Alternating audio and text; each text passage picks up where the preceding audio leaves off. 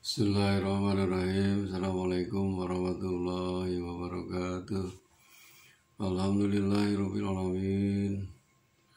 Wassalatu wassalamu ala asrofil anbiya'i wal mursalin wa ala alihi washabihi ajmain. Asyhadu an la ilaha illallah wa asyhadu anna Muhammadan abduhu wa rasuluh. Allahumma shalli ala Muhammad wa ala ali Muhammad. Qala Allah Ta'ala fil Qur'anil Karim. A'udzu billahi minasyaitonir rajim. Ya ayyuhalladzina amanu taqullaha haqqa tuqatih wa la tamutunna illa wa antum muslimun. Qala Rasulullah sallallahu alaihi wasallam, la ta'ata li makhluqin fi ma'siyatillah. Saudara-saudaraku yang dirahmati Allah Subhanahu wa taala, alhamdulillahirabbil. Sampai saat ini kita masih dikasih nikmat oleh Allah, nikmat umur, nikmat kesehatan, apalagi nikmat yang paling berharga, yaitu nikmat iman, nikmat Islam, dan nikmat kesehatan. Mudah-mudahan kita bisa mensyukurinya minimal dengan mengucapkan kalimat Alhamdulillahirabbil alamin. Salawat serta salam mudah-mudahan dilimpahkan kepada junjungan alam Nabi Muhammad sallallahu alaihi wasallam, juga kepada keluarganya, para sahabatnya, dan tidak lupa kepada kita sebagai umatnya. Amin ya Allah ya Rabbal alamin. Saudara-saudaraku yang dirahmati Allah Subhanahu wa taala, dalam mukadimah tadi saya bacakan hadis Rasulullah sallallahu alaihi wasallam, la ta'ata li makhluqin, janganlah kamu patuh taat kepada seorang makhluk fi ma'siyatillah, dalam melaksanakan, dalam melakukan maksiat kepada Allah. Siapapun, dimanapun, kapanpun, makhluk yang menyuruh untuk berbuat maksiat, berbuat dosa kepada kita, jangan ditaati, jangan diikuti, sebab akan merugikan diri sendiri, merugikan keluarga, dan merugikan orang lain. Sesuai dengan sabda Rasulullah SAW di dalam hadis yang lain yang diambil dari kitab Nasha'ihul Ibad karya Ibnu Hajar Al-Asqalani. Bismillahirrahmanirrahim.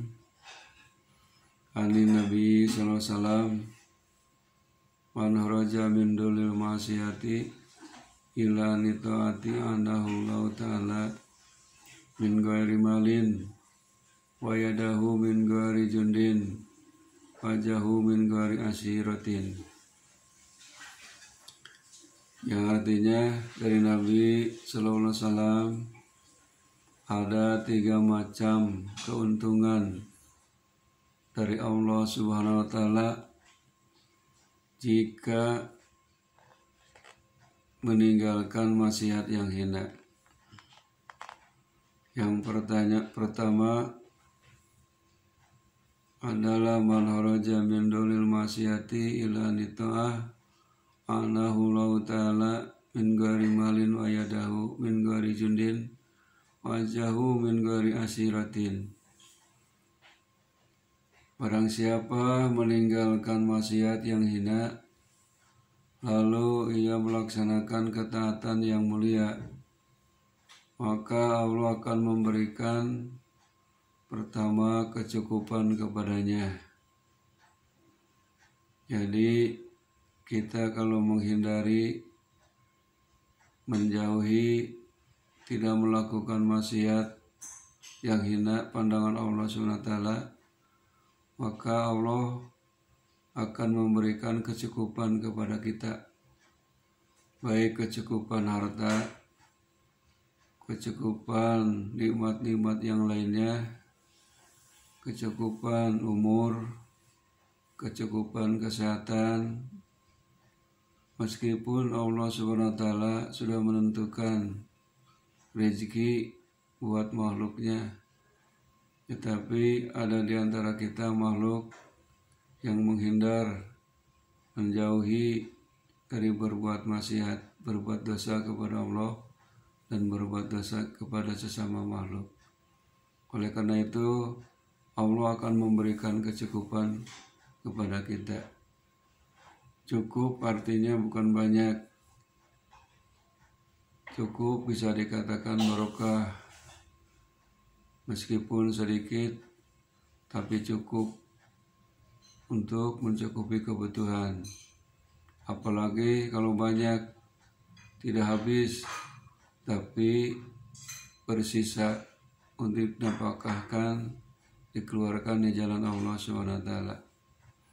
Keuntungan yang kedua, apabila kita meninggalkan maksiat, kata Rasul melalui Rasulullah SAW dari Allah SWT, yaitu Allah akan memberikan kekuatan kepadanya tanpa disertai tentara.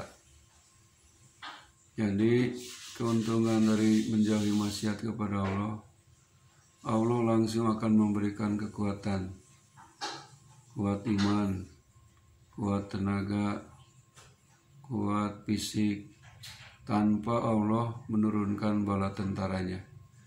Karena apa? Innallaha ala kulli syai'in qadir. Allah Maha Kuasa atas segala sesuatu. Kalau kita ingin diberi kekuatan, apalagi kekuatan akidah iman kita, harus menjauhi maksiat kepada Allah SWT. Apa diantaranya maksiat-maksiat itu? Banyak sekali maksiat yang hina, seperti berbuat zina. Itu merupakan dosa yang paling besar, yang harus dihindari, harus dijauhi. Di dalam Al-Quran disebutkan, janganlah kalian mendekati zina, karena zina itu merupakan dosa yang paling besar. Itu hindari, sebab bisa menimbulkan berbagai macam penyakit yang disebut dengan HIV, gonorrhea, sifilis. Makanya Allah sudah wanti-wanti, hindari dan jauhi berbuat zina. Contoh maksiat yang kedua adalah mencuri, korupsi, menipu. Itu semua adalah dilarang oleh Allah SWT, haram dilakukannya. Kemudian berbohong, berdusta. Berbohong, berdusta itu termasuk maksiat. Karena apa? Karena pertama membohongi diri sendiri, keluarga, dan orang lain. Malahan sifat ini adalah merupakan sifat orang-orang munafik.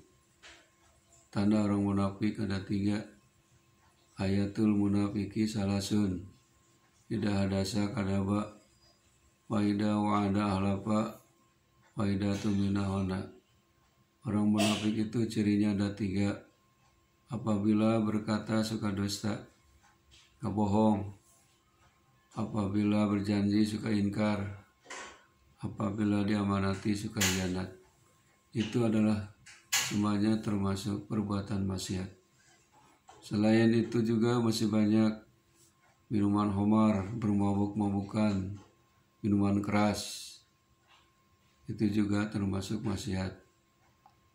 Di antaranya nama-nama minuman sekarang sudah bermacam-macam. Kenapa oleh Allah dilarang, diharamkan? Karena banyak negatifnya daripada positifnya. Selain itu, perbuatan maksiat diantaranya adalah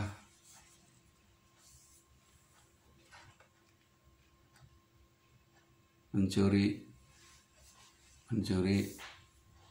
hak milik orang lain tanpa izin. Mencuri ada yang ringan, sedang, dan besar. Apalagi kalau mencurinya miliaran, triliunan, itu kan dosanya lebih besar lagi.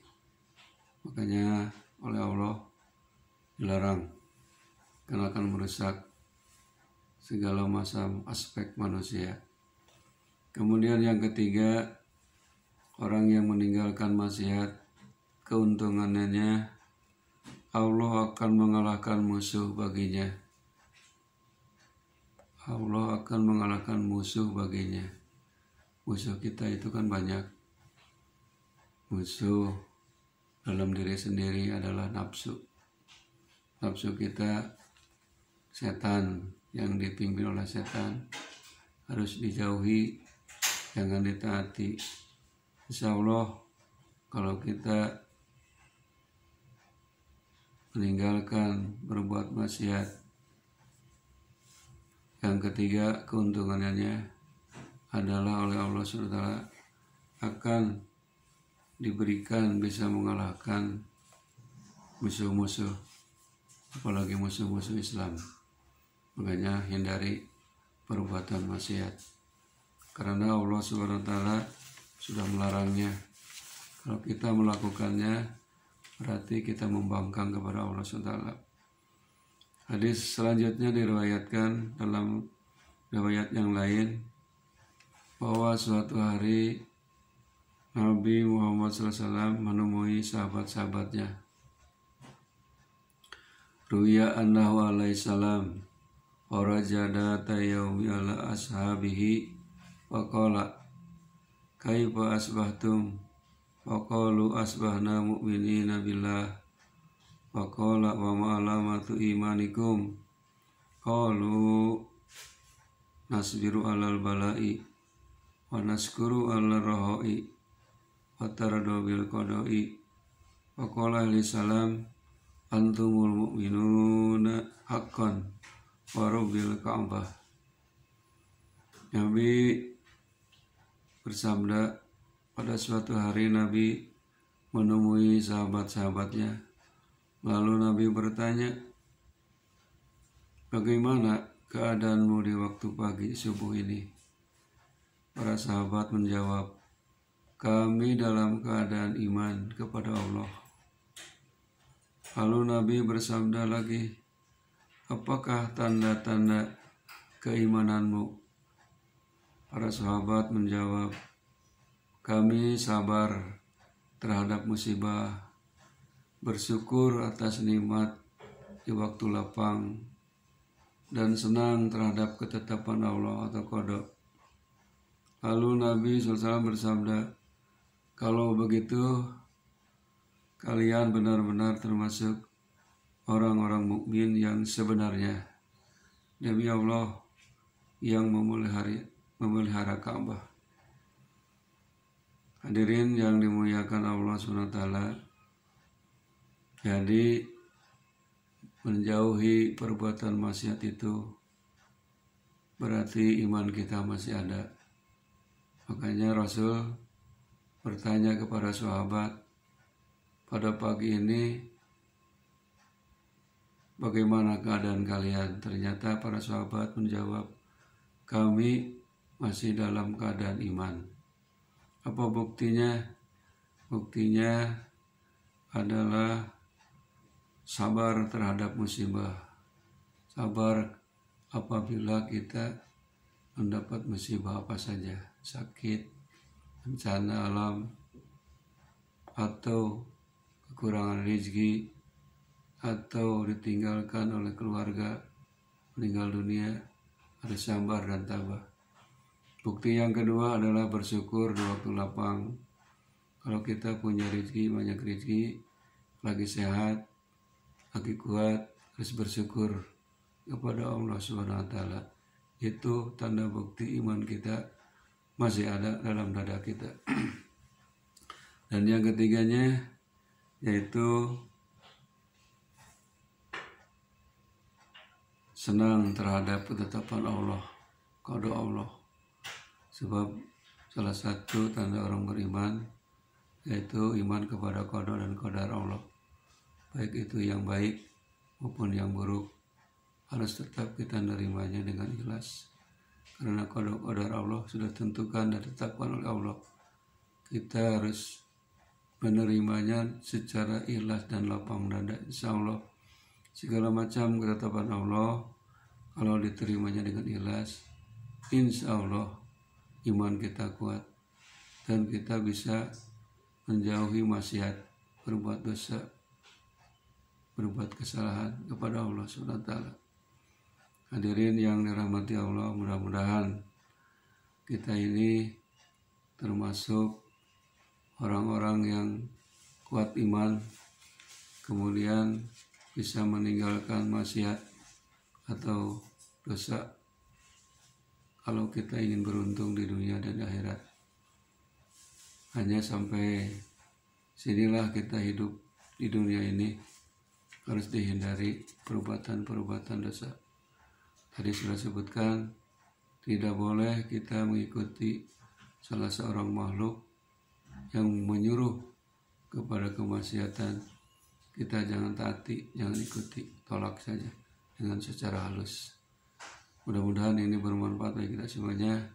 Khairul kalam. Assalamualaikum warahmatullahi wabarakatuh.